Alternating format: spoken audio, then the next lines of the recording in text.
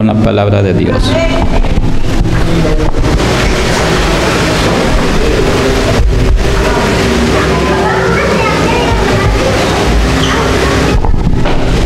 Dios les bendiga, hermanos y amigos. ¿Cuántos se sienten alegres por estar aquí en este lugar?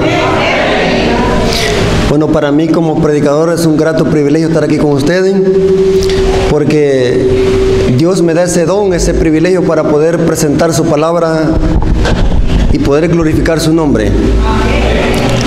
Le doy la bienvenida a las visitas que hay en nuestro medio, también a los hermanos. Esperamos que este estudio sea de mucha bendición y podamos aprender todos unánimes para la honra y gloria de nuestro Dios. Bueno, para no perder más tiempo, voy a invitarlos que vengan de pie para hacer una oración y que Dios dirija el estudio de su palabra. Oremos.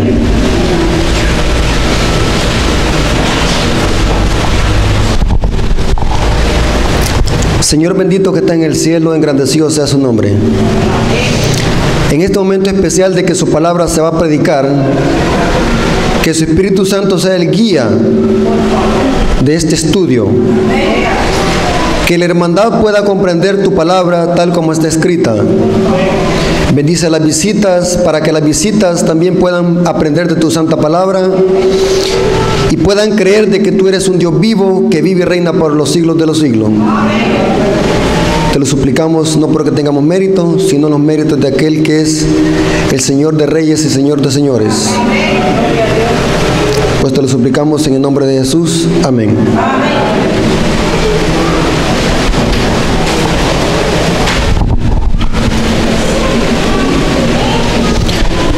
Espero que leamos la Biblia, ya que los textos bíblicos se van a estar proyectando en la pantalla. Vamos a estudiar un tema algo controversial.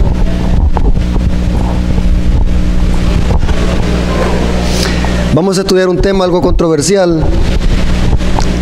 ¿Qué pasó? ¿Sí? Bueno. Como les dije, vamos a estudiar un tema algo controversial. Y es acerca de cómo saber cuál es la iglesia verdadera. Es un tema controversial porque si usted le pregunta a un testigo de Jehová ¿cuál es la iglesia verdadera? ¿Qué le va a responder? Que la de ellos. Si usted le pregunta a un pentecostal ¿cuál es la iglesia verdadera? ¿Qué le va a responder? Que la de ellos. Si le pregunta a un bautista del séptimo día, ¿qué le va a responder? Que la de ellos. Si le pregunta a un católico romano, ¿qué le va a responder? Que la de ellos. Y si le pregunta a un adventista del séptimo día cuál es la iglesia verdadera, ¿qué le va a responder? Que la de nosotros. Interesante, ¿no? Ahora, pero la pregunta es, ¿cuál de todos tendrá la razón? Bueno, para saber cuál es la iglesia verdadera, no tengo que preguntarle a un hombre. Porque los hombres somos mentirosos, así dice la Biblia. Sean todos los hombres mentirosos, mas Jehová sea veraz. Yo tengo que preguntarle a Dios por medio de ¿qué? De su palabra. ¿Cuál es la iglesia verdadera según la Biblia? No según lo que los hombres dicen. Según lo que dice la Biblia, ¿cuál es la iglesia verdadera? Si usted busca en internet, hay más de 15,000 iglesias y denominaciones. Y cada día se van añadiendo y creándose nuevas iglesias y denominaciones. Y todas dicen que son la verdadera. Todos dicen que son la verdadera. Y de repente surge otra iglesia por allá, otra denominación por allá, con un título. Y dicen que son la iglesia verdadera. Pero ¿cuál será la iglesia verdadera? Bueno, vamos a profundizar en este tema. vamos a quedar claro cuál es la iglesia verdadera. Así que sepa aprovechar este tema, que es de suma importancia. La Biblia enseña de que Dios tiene una iglesia, no varias iglesias. Dios tiene una iglesia en plural, perdón, en singular, no plural. Una iglesia. Dios tiene una iglesia. Y vamos a ver los textos bíblicos donde menciona eso. 1 Timoteo 3:15. Dice lo siguiente: para que si tardo sepas cómo debes conducirte en la casa de Dios, que es la iglesia, la iglesia de Dios viviente, columna y baluarte ¿de qué? De la verdad. ¿Cuántas iglesias tiene Dios según este texto? ¿Y esa iglesia qué es lo que tiene que predicar? Es baluarte o pilar de la verdad. En 1 Pedro 2:9 se le da otro nombre a la iglesia. 1 Pedro 2:9 dice lo siguiente: mas vosotros sois linaje escogido, real sacerdocio, nación santa, pueblo, no dice pueblos, pueblo adquirido por Dios, para que anunciéis las virtudes de aquel que los llamó de las tinieblas a la luz admirable. Según Pedro, ¿cuántas iglesias hay o cuántos pueblos? Un pueblo. Hechos 2, 46 y 47. Hechos capítulo 2, 46 y 47. Hablando de la iglesia primitiva, la iglesia apostólica. Y perseveraban unánimes cada día en el templo, partiendo el pan en las casas, comían juntos con alegría y sencillez de corazón, alabando a Dios y teniendo favor con todo el pueblo. Y el Señor añadía, ¿qué dice?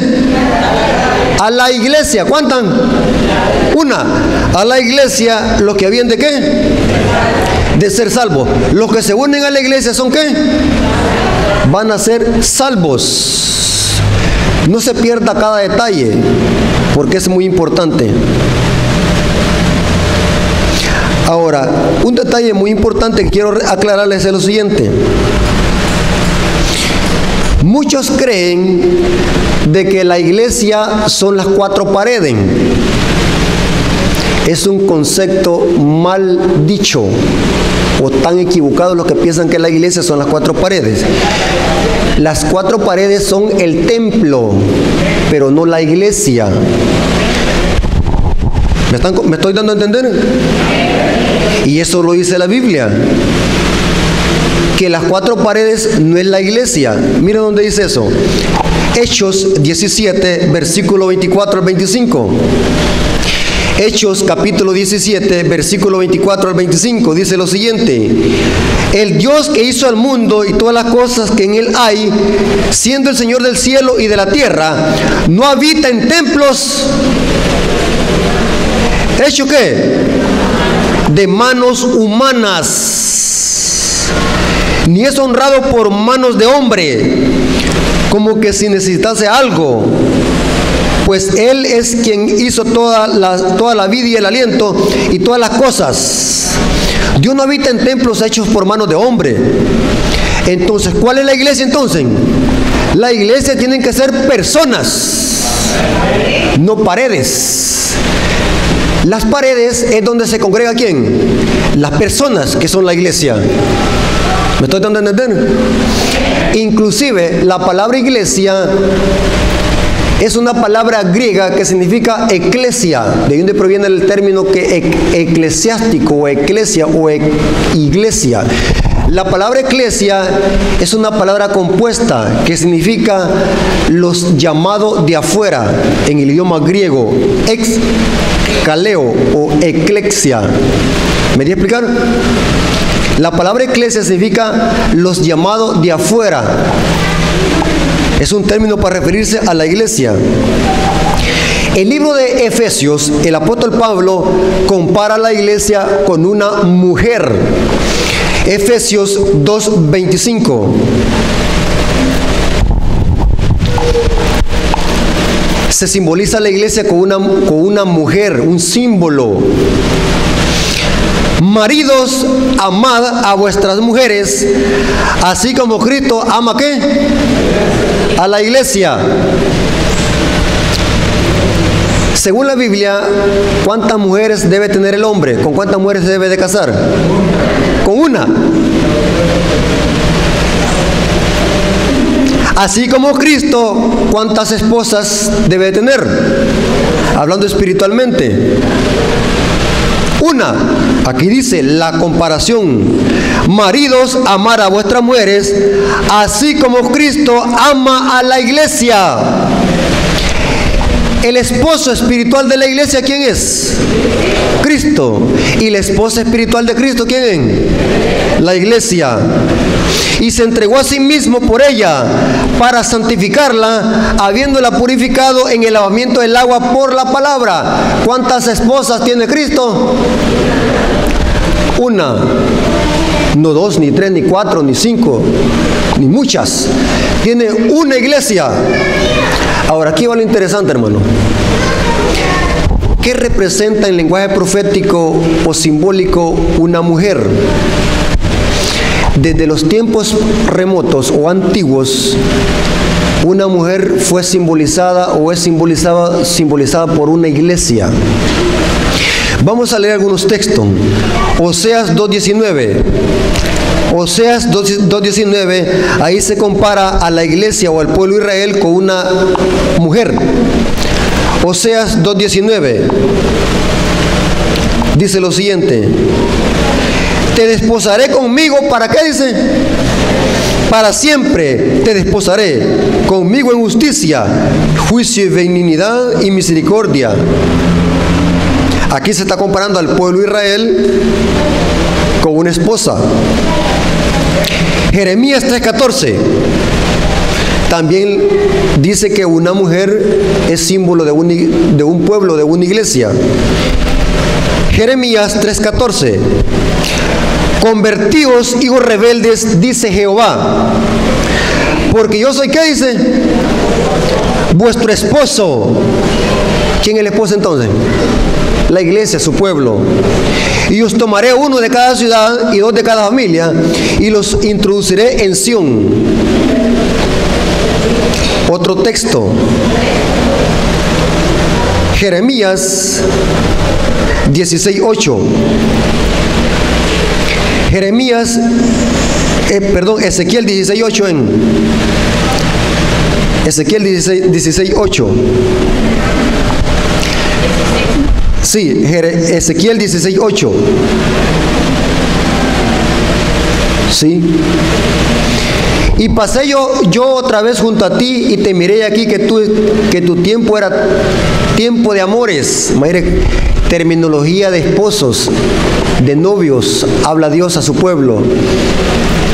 Y extendí mi manto sobre ti y cubrí tu desnudez y te di juramento y entré en pacto contigo. ¿Qué término está hablando ahí? Términos de matrimonio. Dice Jehová el Señor: y fuiste mía. Términos de esposos, de novios. Fuiste mías, me casé contigo y fuiste mía, mi novia, le dice a su pueblo, mi amada mía. E inclusive, hermanos, yo tengo un sermón exquisito donde presento el plan de salvación desde la perspectiva del libro de Cantar de los Cantares. Es un libro de romance entre un esposo y una esposa, símbolo de Cristo con su iglesia que se enamoran. Es un libro erótico, el libro de Cantar de Cantares, pero en el santo vínculo del matrimonio. El libro de Cantar de los Cantares. Terminología que se usa en el libro de Cantar de los Cantares es una terminología que se debe de aplicar entre los esposos. El erotismo es únicamente válido en el santo vínculo del matrimonio, más nada menos nada. En el Nuevo Testamento se aplica el mismo símbolo. La iglesia es simbolizada con una mujer. Segunda de Corintios 11:2. Segunda de Corintios 11:2, dice el apóstol Pablo, hablando a la iglesia de los Corintios, dice lo siguiente: porque os celo con celo de Dios, pues os he desposado con un solo esposo, para presentarlos como una virgen a Cristo. El ideal de Dios es de que las mujeres y los hombres se casen como vírgenes, porque la iglesia se debe de preservar pura y virgen. ¿Para quién? Para Cristo. Pablo está comparando eso, el matrimonio, con la relación que debe tener Cristo con su iglesia. Los quiero presentar como una mujer virgen, pura a Cristo, una mujer completa a Cristo. Así debe ser la iglesia, una iglesia pura, completa, que se cuide, que se preserve para su único esposo, que es ¿quién? Cristo Jesús. Ahora, aquí va lo interesante. Si vimos que una mujer es símbolo de la iglesia verdadera, ¿cómo saber cuál es la iglesia verdadera si hay miles de iglesias en el mundo? ¿Cómo saber cuál es la iglesia verdadera? Hay muchas personas que desconocen las escrituras, que dicen, bueno, yo creo que esta es la iglesia verdadera porque tiene más gente. Ah, pues esta es la iglesia verdadera. Error. La iglesia verdadera no se debe de identificar porque hayan más miembros, porque la Biblia dice que la mayoría de gente siempre ha estado con el diablo. Así que esa no es la señal. Hay personas que dicen, allí me gusta esa iglesia porque los templos son bien grandes y bien hermosos. Ah, pues esa es la iglesia verdadera. Tampoco, porque vimos que dice la Biblia que Dios no habita en templos en templos hechos por manos de hombre. Inclusive una vez me dijo una señora, yo me gusta esa iglesia porque allí hacen milagros. Cuidadito, mañana vamos a ver eso acerca de los falsos profetas. No se vaya a perder el tema de mañana, hermano. Vamos a despedazar cómo reconocer un falso profeta afuera y dentro de la iglesia adventista. Porque a los falsos profetas que debemos de tenerle más miedo son los que se levantan dentro de la iglesia. Pero no es el tema, prepárese para mañana. Inclusive hay una persona que una vez me dijo, yo me gusta esa iglesia, me dijo, porque ahí se visten bien bonitos los hermanos, me dice, andan todos con su corbata y andan bien bonitos. Tampoco no debe ser esa la señal para conocer cuál es la iglesia verdadera. Otra persona me dijo, esa iglesia es la verdadera porque ahí tienen cultos bien alegres, ustedes bien tristes, me dijo. Tampoco no debe ser esa la característica para reconocer la verdadera iglesia. No es esa la verdadera evidencia para conocer la verdadera iglesia. Entonces, ¿cómo saber cuál es la verdadera iglesia? La Biblia nos dice con lujo de detalle, sin perderlos. El libro de Apocalipsis, capítulo 12, nos dice claramente. El libro de Apocalipsis, capítulo 12, versículo 17. Aquí nos dice claramente cómo saber identificar la iglesia verdadera. Apocalipsis 12, 17. Este texto que vamos a leer a continuación nos explica cuál es la iglesia verdadera y por qué es que Satanás odia a esa iglesia. Entonces el dragón, ¿quién es el dragón? Satanás. Se llenó de ira contra la mujer. ¿Quién es la mujer? ¿Cómo lo saben? ¿Cómo saben que es la iglesia? Porque lo acabamos de ¿qué? De estudiar. Porque una mujer simboliza ¿qué? Si aquí se habla de una mujer, significa que es la ¿qué? ¿La esposa de qué? De Cristo. Porque más adelante vamos a ver que en el Apocalipsis hay otras mujeres.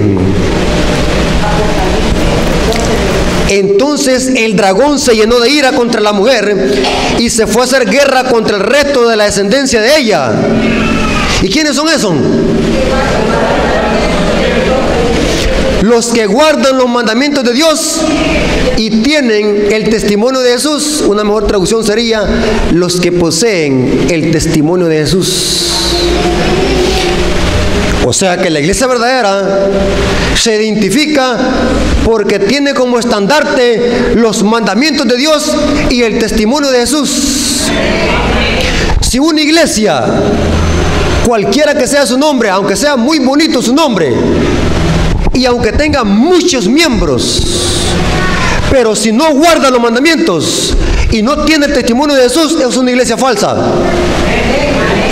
¿Lo dice Rafael Díaz o lo dice la Biblia? El diablo anda enojado contra esta iglesia.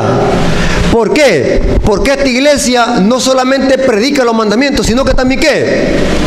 Los guarda, los mandamientos de Dios, y posee el testimonio de Jesús. ¿Verdad que es fácil? No tenemos necesidad de ir a preguntar. Y ese es el problema hoy en día, hermano. Que hay personas que creen más lo que dice un ministro que lo que dice la palabra de Dios. ¿Sabe usted, hermano, que yo conozco gente que ha estado en una campaña y ha quedado convencida de la verdad?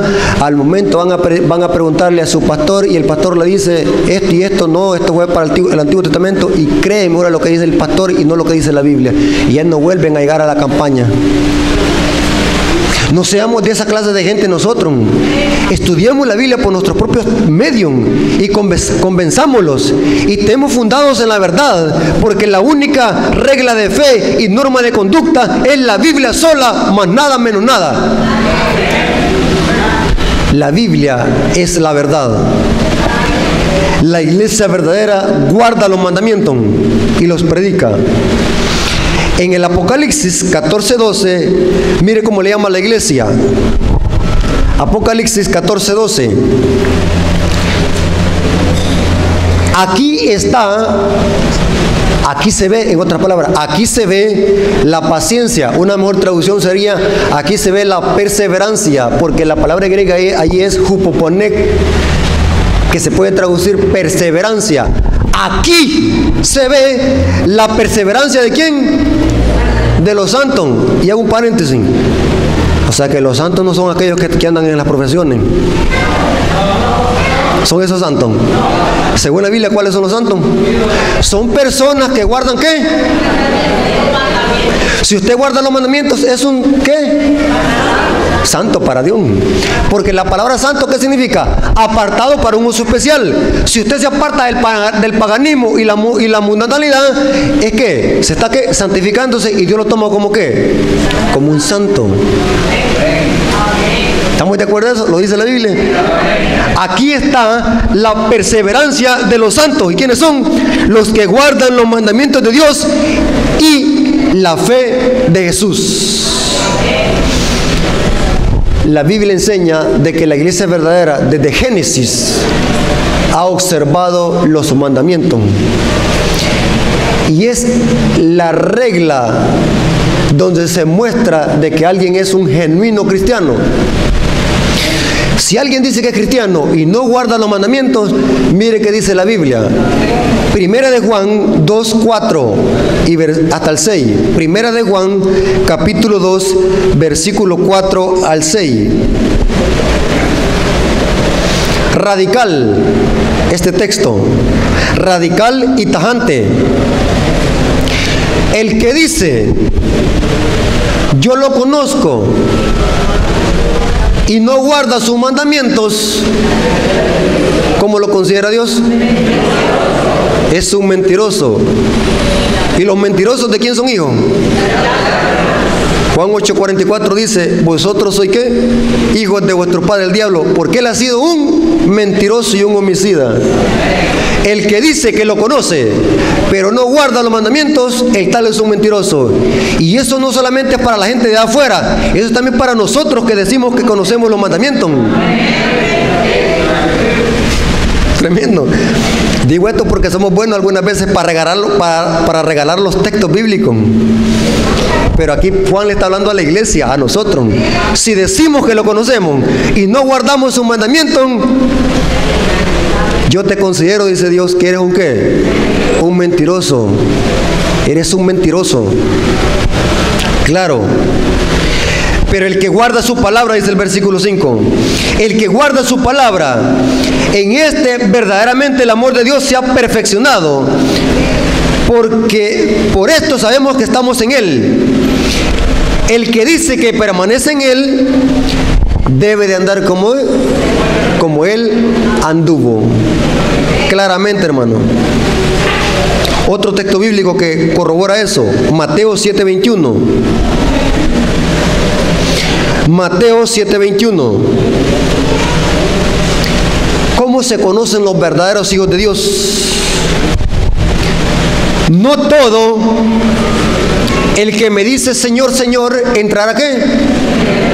En el reino de los cielos. Sino ¿quiénes? El que hace la voluntad de mi Padre que está en los cielos. ¿Qué es hacer la voluntad? ¿Saben de dónde toma prestada el apóstol Mateo esta cita? ¿De dónde está citando? Algunas Biblias traen la concordancia, esta referencia y lo mandan allá. ¿Saben de dónde viene esta cita? Salmos 48. Veamos qué es hacer la voluntad de Dios. Salmos 48. La Biblia se explica sola. El hacer tu voluntad, Dios mío, me ha agradado. ¿Y tu ley está en medio de qué? Los verdaderos hijos de Dios, ¿dónde tienen la ley? En el corazón. ¿Se dan cuenta? Y hacen la voluntad de Dios, porque hacer la voluntad de Dios, ¿qué es? Obedecer su ley, sus mandamientos. Claramente, hermano, la iglesia verdadera guarda los mandamientos, los enseña. Y no dice casi todos los mandamientos, porque ya vamos a ver, ya vamos a tocar un tema muy delicado, prepárese, que la mayoría de iglesias están predicando 9 mandamientos, pero la Biblia dice, el pueblo de Dios tiene que guardar todos los mandamientos, no dice 9, porque el texto dice, la iglesia que guarda los mandamientos, no dice que dice casi o que 9. Vamos a tocar un tema muy delicado a continuación. Pero quiero explicarles qué significa el testimonio de Jesús. Porque la iglesia verdadera vimos de que guarda los mandamientos y tienen que el testimonio de Jesús. Otra característica. ¿Qué es el testimonio de Jesús? Vamos a ver en el mismo libro de Apocalipsis 19:10 se explica qué es el testimonio de Jesús. Apocalipsis 19:10. Yo me postré a sus pies para adorarle y él me dijo, mira, Juan se le está rodeando al ángel Gabriel. Yo me postré a sus pies para adorarle y él me dijo, mira, no lo hagas. Yo soy consiervo tuyo y de tus hermanos que tienen el testimonio de Jesús. Adora a Dios, porque el testimonio de Jesús, ¿qué es? El espíritu de la profecía. La iglesia verdadera tiene el testimonio de Jesús, que el testimonio de Jesús, ¿qué es según el texto 19:10? El espíritu de profecía. ¿Qué es el espíritu de la profecía? El mismo libro de Apocalipsis nos explica. Apocalipsis capítulo 22, versículo 9. Apocalipsis capítulo 22, versículo 9. Aquí nuevamente Juan se le vuelve a rodear al ángel y el ángel Gabriel le dice, levántate otra vez. Apocalipsis 22, 9 dice, pero él me dijo, mira, no lo hagas, porque yo soy consiervo tuyo y de tus hermanos. ¿Qué dice?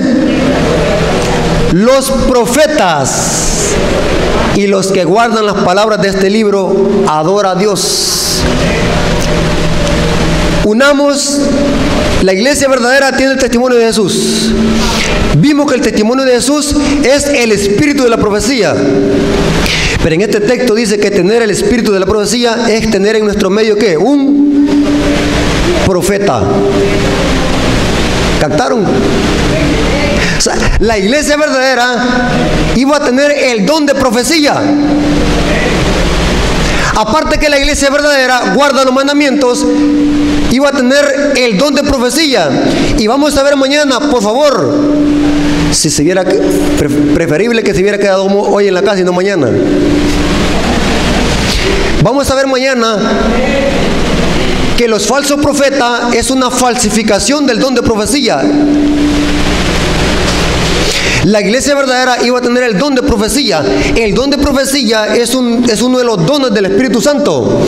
Vamos a leer algunas citas bíblicas donde Pablo dice que la iglesia verdadera tiene el don de profecía. Vamos a leer en el libro de 1 Corintios 1:7. Muchas iglesias creen de que el don de profecía terminó con los apóstoles, con el último que fue Juan.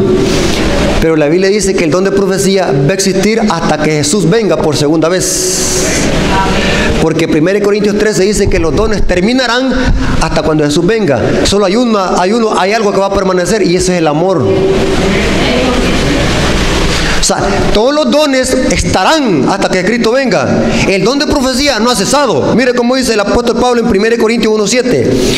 De manera que no nos falte ningún don, esperando la manifestación de nuestro Señor, ¿qué? Jesucristo. ¿De cuáles dones está hablando Pablo? 1 Corintios 12, versículo 10 al 11. 1 Corintios capítulo 12, versículo 10 al 11. Recuerden que este es un estudio, no es un sermón. Estamos estudiando la Biblia, lo que dice la Biblia. 1 Corintios 12, versículo 10 al 11. A otro el hacer milagros. Aquí está hablando de los dones que da el Espíritu Santo a la iglesia. El otro hacer milagros. ¿A otro de qué? De profecía. Ahí está el don de profecía. A otro discernimiento de espíritus. A otro diversos géneros de lenguas. A otro interpretación de lenguas. Pero todas estas cosas las hace ¿quién? El mismo Espíritu. ¿Se dan cuenta por qué se le llama Espíritu de la profecía? Porque el Espíritu Santo es el que imparte ¿qué? Los dones, especialmente ¿qué? El don de profecía a la iglesia. Todos los profetas tuvieron el don de profecía. ¿Y quién se los dio? Dios por medio de su Santo Espíritu. El Espíritu Santo es el autor del don de profecía. Y la iglesia verdadera iba a tener el don de profecía. El libro de Joel, capítulo 2, versículo 28, lo deja más en claro. Joel, capítulo 2, versículo 28. Es una profecía que tiene doble cumplimiento. Se cumplió en el Pentecostés, pero va más allá del Pentecostés. Joel, capítulo 2, versículo 28, dice lo siguiente. Y después de esto derramaré mi espíritu sobre toda carne, y profetizarán vuestros hijos y vuestras hijas. Pregunto, ¿puede una mujer ser profeta? Según lo que estamos leyendo en Joel. ¿Profetizarán qué dice? Vuestras hijas. Pregunto, ¿puede una mujer ser profeta? Tremendo. ¿Puede una mujer ser profeta? En la Biblia encontramos a Débora, que era profeta. Hulda, Ana, las hijas de Felipe profetizan. O sea, una mujer puede ser profeta. Aquí dice, derramaré mi espíritu sobre toda carne. Vuestros hijos y vuestras hijas verán visiones y profetizarán. Y sigue diciendo, y vuestros ancianos soñarán sueños, y vuestros jóvenes verán visiones. La iglesia verdadera, aparte de guardar los mandamientos, tiene el don de profecía. Y si tiene el don de profecía, significa que dentro de la iglesia Dios levantará o levantó un profeta. ¿Sí? Porque si tiene el don de profecía, significa que en medio de la iglesia hay un profeta o una profetisa. ¿Sí o no? Ahora vamos a ver algo muy interesante, hermano.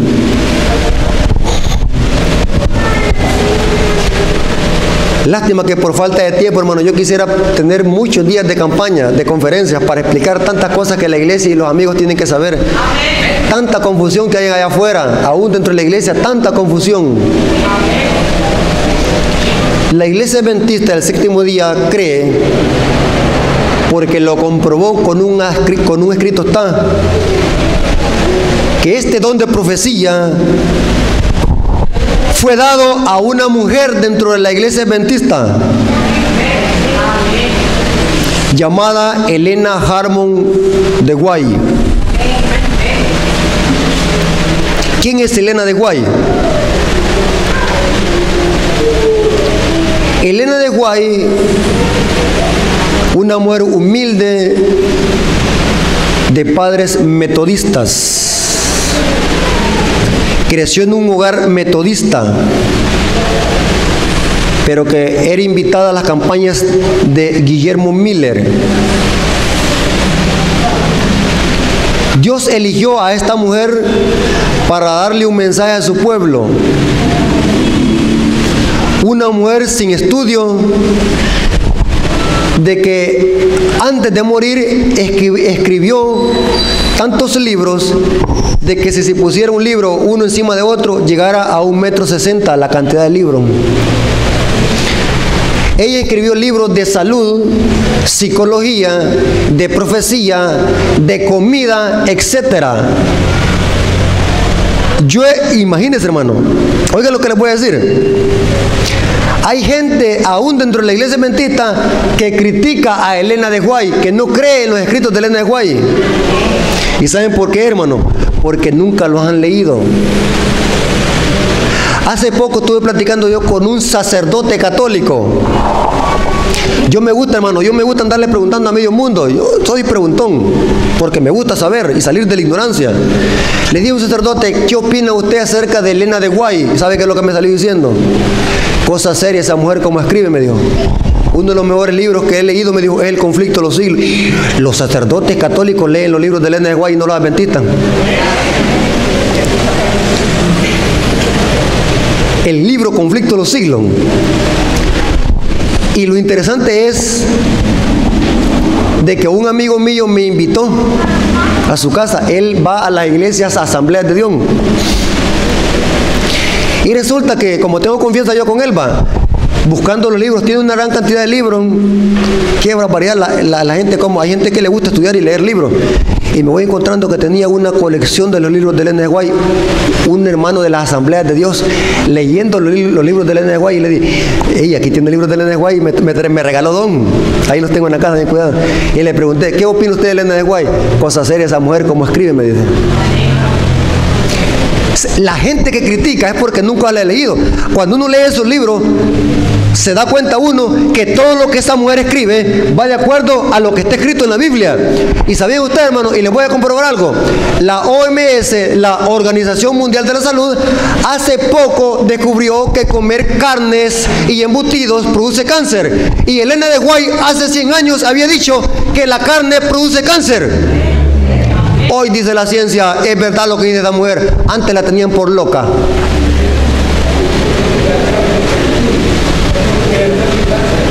Tremendo. Y muchos adventistas, hermanos, tengo un precioso tema donde hablo cómo va a ser que la iglesia adventista, el ataque frontal a la iglesia adventista, ¿qué es lo que va a hacer el diablo con la iglesia adventista? Va a hacer que la iglesia niegue el don de profecía, porque el diablo sabe que al rechazar el don de profecía, se está rechazando al actor del don de profecía. Los que critican a Elena de White porque nunca lo han leído, invito a los hermanos que lean El conflicto de los siglos.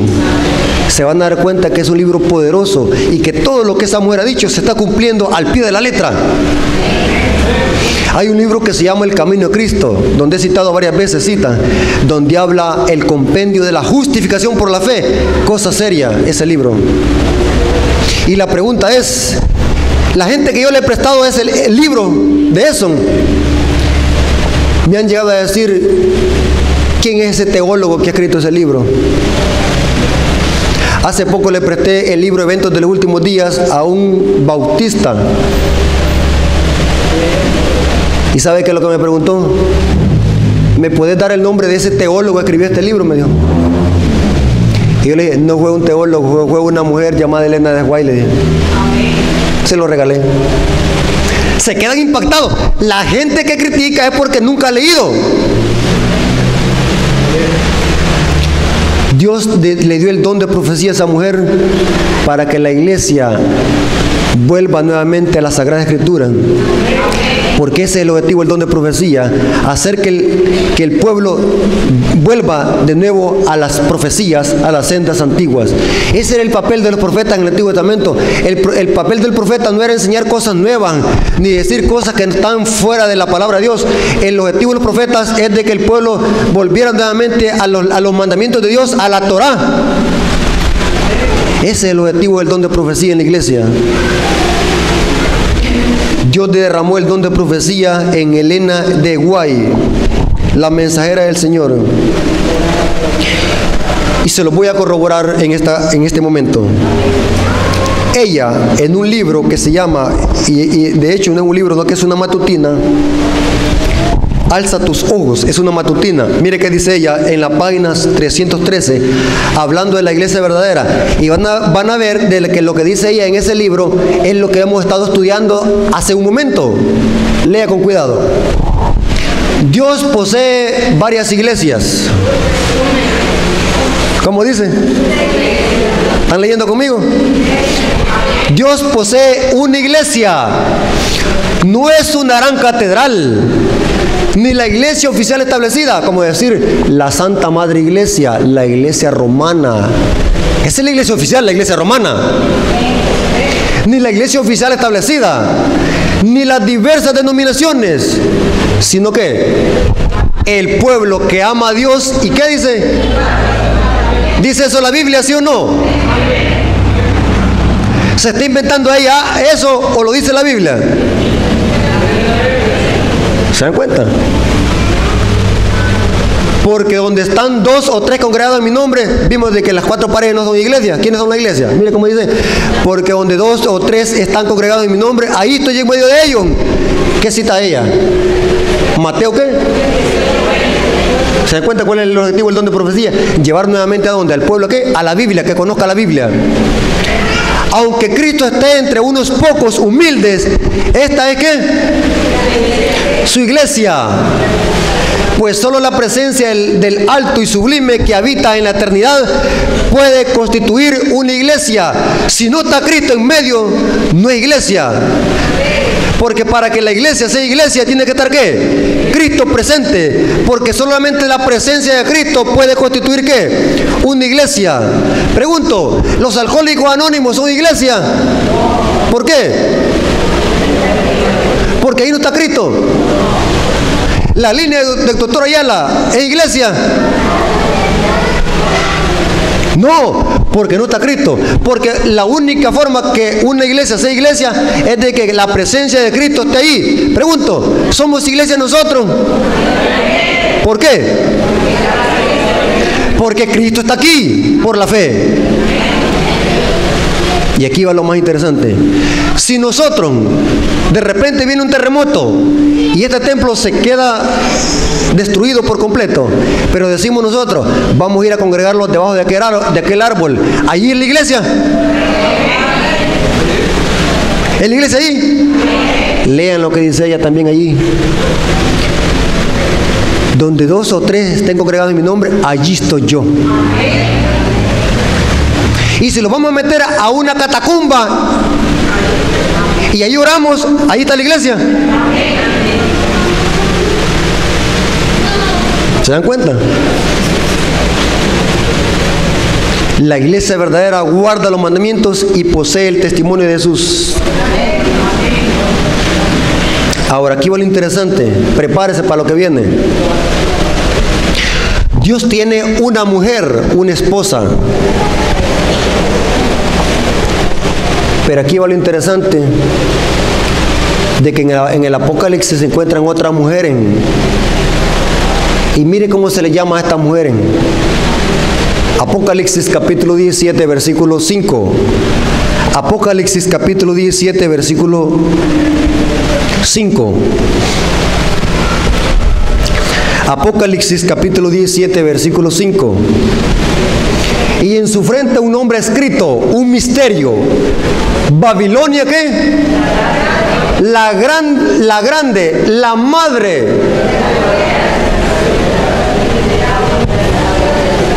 La madre de las rameras. Esta mamá solo tiene hijas, ningún hijo tiene varón, solo hijas.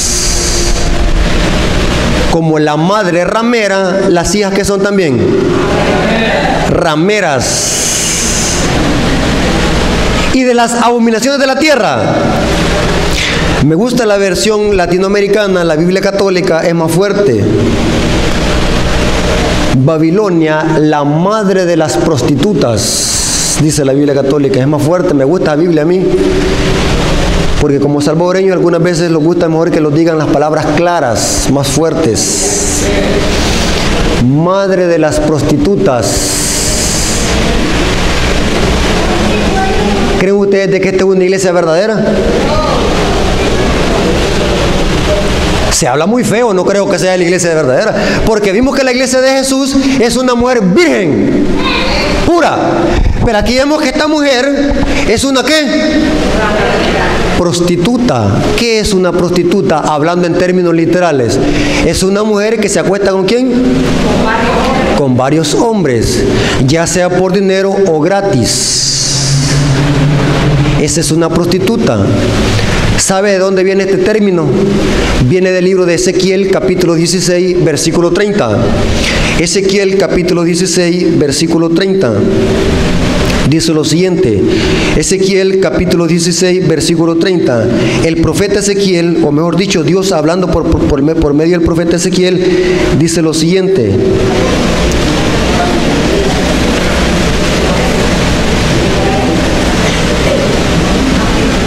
Desde el 14 leamos el contexto.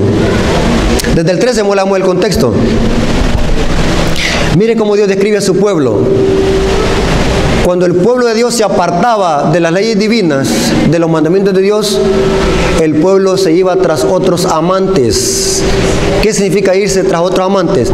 Es cuando el pueblo empezaba a practicar enseñanzas y costumbres paganas. Ahí se prostituía y fornicaba el pueblo. Así fuiste adornada de oro y de plata, y tu vestido era de lino fino, seda, bordado. Comiste flor de harina de trigo, miel y aceite. Fuiste hermoseada en extremo. Prosperaste hasta llegar a reina. Dios le está diciendo a su pueblo. Y salió tu renombre entre las naciones a causa de tu hermosura, porque era perfecta. A causa de tu hermosura que yo puse en ti, sobre ti. La hermosura que tenía Israel no era propia de Israel. Dios se la había dado la hermosura. Dice Jehová el Señor, pero confiaste en tu hermosura y te prostituiste a causa de tu renombre. Y derramaste tus fornicaciones a cuantos pasaron. Te hiciste una prostituta. Suya eras. Tomaste de tus vestidos y te hiciste diversos lugares altos y fornicaste sobre ellos. Cosa semejante nunca había sucedido, ni sucederá más. Leamos el versículo 30.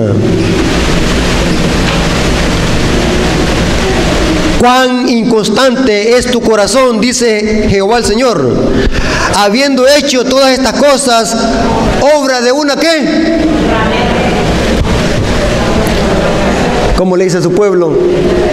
Ramera. Por apartarse de los mandamientos de Dios, te convertiste en prostituta, en ramera. Apocalipsis 17 usa el mismo término. Está hablando de iglesias apóstatas que se han olvidado de los mandamientos de Dios. Y la principal promotora de engañar a las naciones es la madre.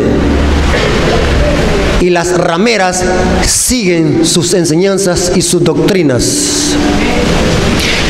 Voy a poner una imagen para que vean quién es la ramera, quién es la prostituta y qué es lo que ha hecho con los mandamientos de Dios la prostituta.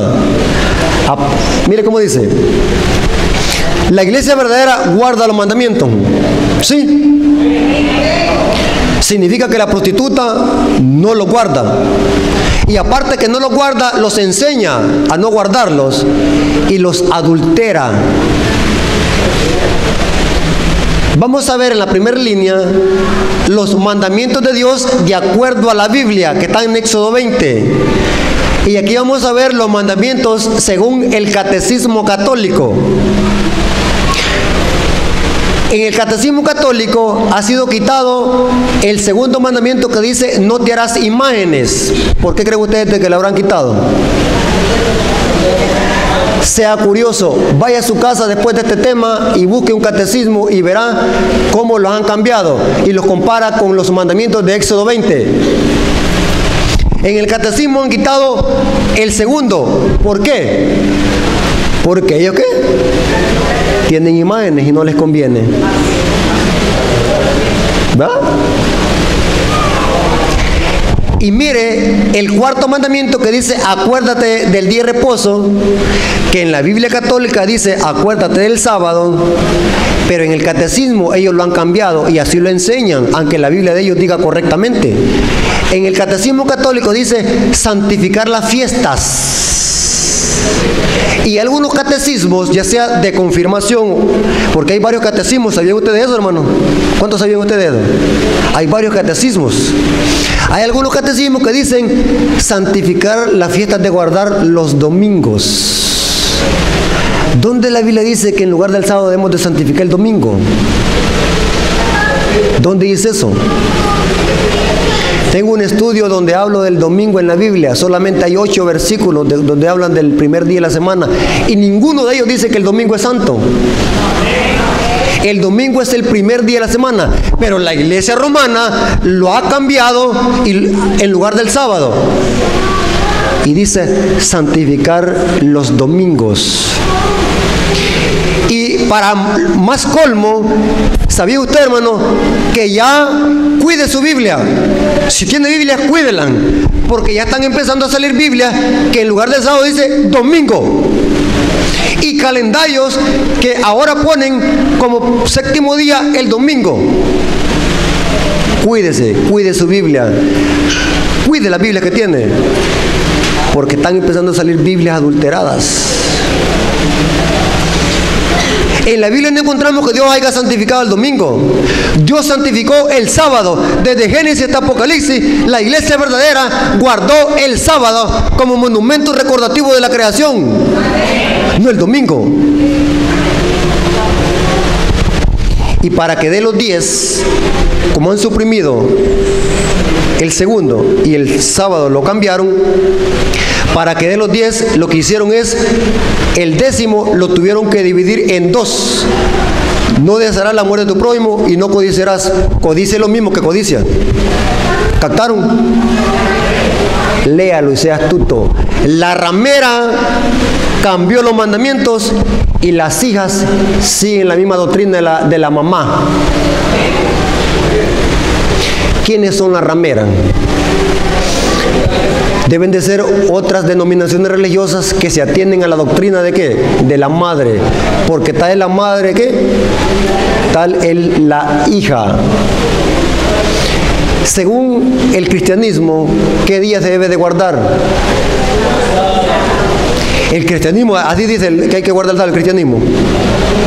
El cristianismo dice el domingo que hay que guardar, no dice el sábado. ¿Qué dicen del sábado? Que quedó abolido y que era para los judíos. ¿Se dan cuenta?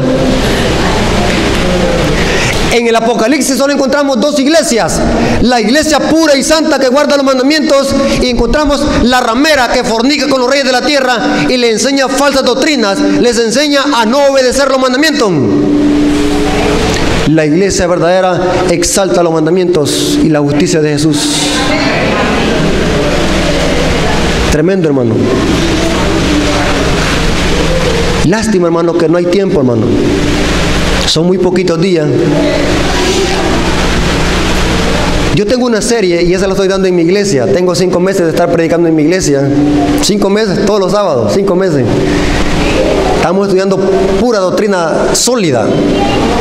He preparado una serie los textos que los evangélicos tuercen para atacar la ley de Dios, cada texto que ellos tuercen, Colosenses 2:16, aboliendo el acta de los decretos, comidas y bebidas, el día del Señor, el primer día de la semana, un estudio profundo de todos los textos bíblicos que los evangélicos manipulan y tuercen para atacar la ley de Dios.